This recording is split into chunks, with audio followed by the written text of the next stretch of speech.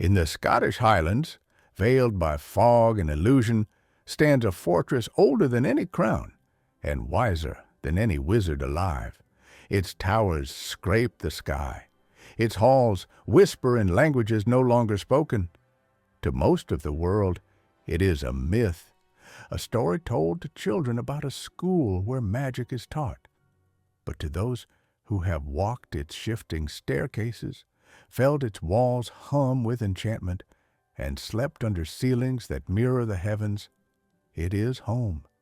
This is not merely a school. It is a memory carved in stone.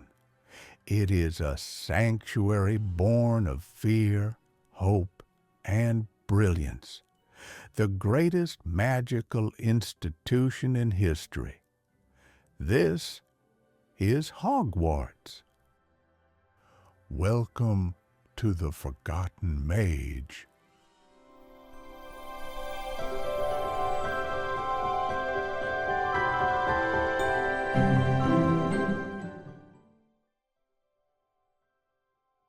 Long before the modern age, before wands were refined or spells codified, the land where Hogwarts would rise was wild, raw with untamed power. The Scottish Highlands were rich in ley lines, invisible currents of magic that ran through the earth like veins of light. Wizards and witches of that ancient time worked their craft by instinct, not instruction. They whispered to rivers, listened to trees, and called upon stars. It was a world before schools, before anyone thought magic could be taught at all. But the world was changing. Muggles were multiplying, kingdoms expanding, and fear of sorcery spreading like wildfire. Wizards who once walked openly now hid their gifts, cloaking themselves in secrecy. It was in this age of uncertainty that 4 visionaries appeared, each a master of their craft, each with a dream, to build a refuge where the next generation of magical children could learn, protected from the growing darkness of ignorance and persecution. Their names would be remembered for 1,000 years. Godric Gryffindor, Helga Hufflepuff, Rowena Ravenclaw, and Salazar Slytherin. To understand Hogwarts, one must understand what came before it. In the early medieval centuries, magic in Britain was scattered. Secret covens, druidic orders, solitary hermits. There were no shared principles, no spell books or common symbols of power. Each region had its own traditions. Celtic spell singers, Norse rune workers, and Anglo-Saxon charmers. Many of these early magical lineages would later fade, their practices absorbed or forgotten. Yet fragments of them endure within Hogwarts itself, in the runes taught to first years, the herbology methods drawn from Celtic healing, and the wards still laced through the forbidden forest. The land itself called for unity, and somewhere amid the Highland mist, 4 great witches and wizards answered that call. They did not meet by accident. Legend says it was Rowena Ravenclaw who first envisioned the idea, a grand school hidden by enchantment, where magical learning could flourish. She shared her vision with her dear friend, Helga Hufflepuff, who saw not only a haven for learning, but a home for all children of magic, regardless of lineage or talent.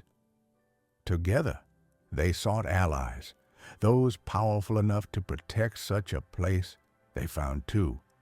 Godric Gryffindor, a warrior of the wild moors, noble-hearted and fearless, and Salazar Slytherin, a scholar of serpentine magic, brilliant and ambitious, yet shadowed by suspicion of Muggle-borns.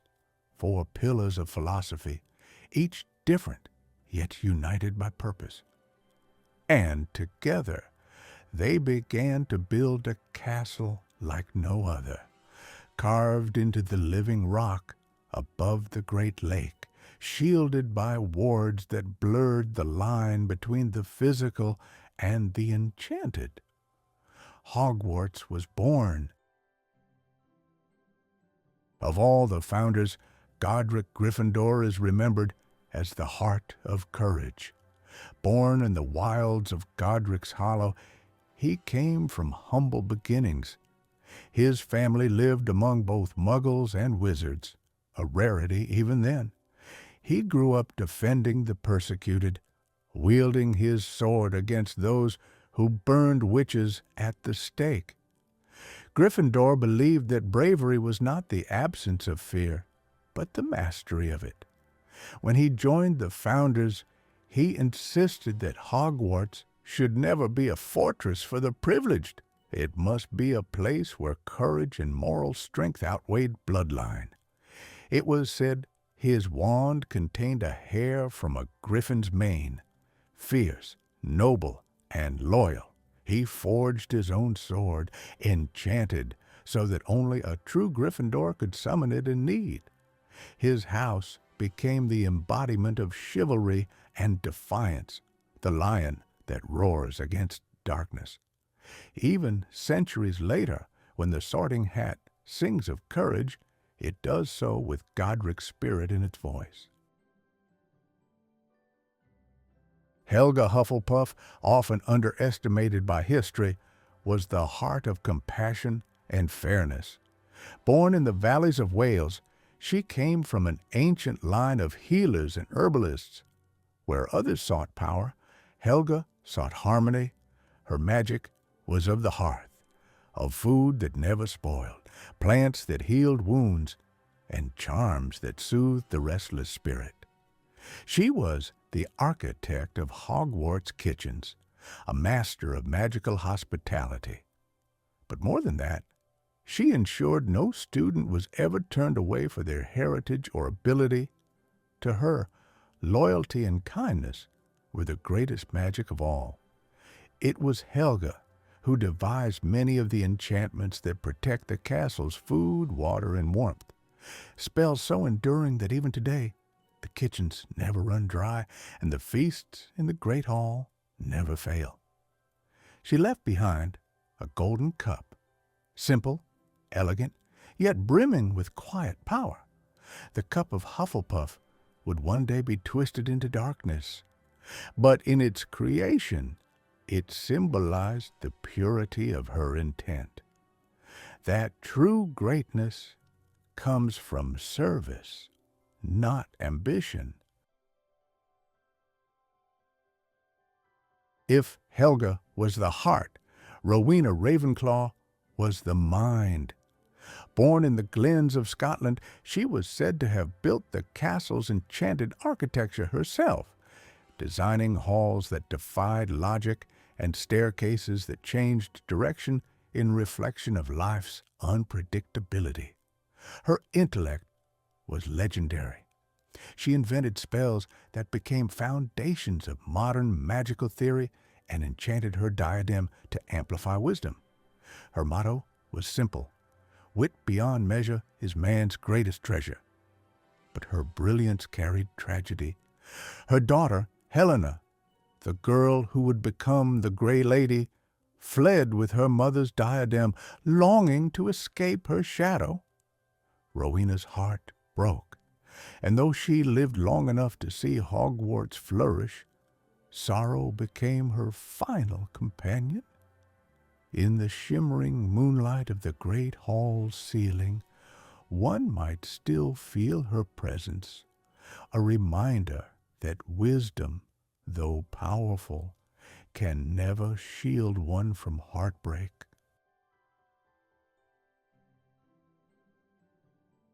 No figure in Hogwarts history is more divisive than Salazar Slytherin. He was born to the fenlands of eastern Britain, where serpents were sacred and secrecy was survival. A master of parseltongue, he could speak to snakes, a gift few have ever possessed. Slytherin was a visionary, but one haunted by fear. He foresaw a time when muggles would hunt wizards to extinction, and so he argued that Hogwarts must admit only those of pure magical blood. The others refused, believing talent could rise from anywhere. Thus began the first great division of Hogwarts. When his warnings were dismissed, Salazar left, but not without leaving behind a secret legacy, a hidden chamber deep beneath the school where a monstrous serpent would one day awaken. To some, he is a villain, to others, a realist. But perhaps Slytherin's true tragedy lies in his inability to trust the very world he helped build. His house remains a mirror of his duality, ambition and cunning, but also isolation. In every generation, his spirit whispers, "Greatness demands sacrifice." Hogwarts was not simply built, it was woven. The founders infused their combined magic into every stone, every archway, every torch. The castle's enchantments are living, evolving things, responding to students, reshaping corridors, guarding its secrets. The great lake beneath reflects the castle's soul. The portraits and ghosts serve not as decoration, but as memory. Consciousness is bound by the castle's sentient magic. The Sorting Hat itself, a relic of Godric's wisdom, was enchanted with the minds of all four founders, ensuring their ideals would guide students forevermore.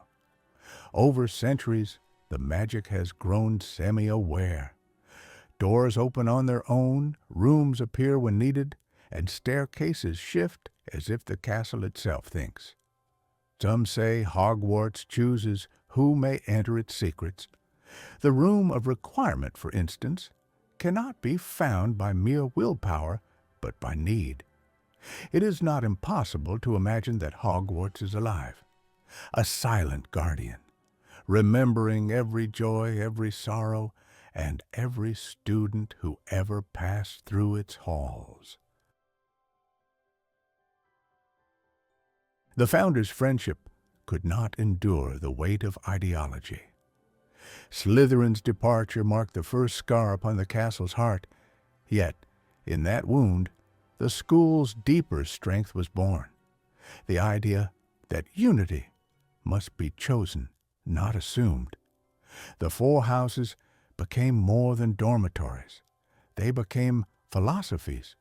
Gryffindor's valor, Hufflepuff's loyalty, Ravenclaw's intellect, Slytherin's ambition, together they formed the balanced spectrum of the wizarding soul.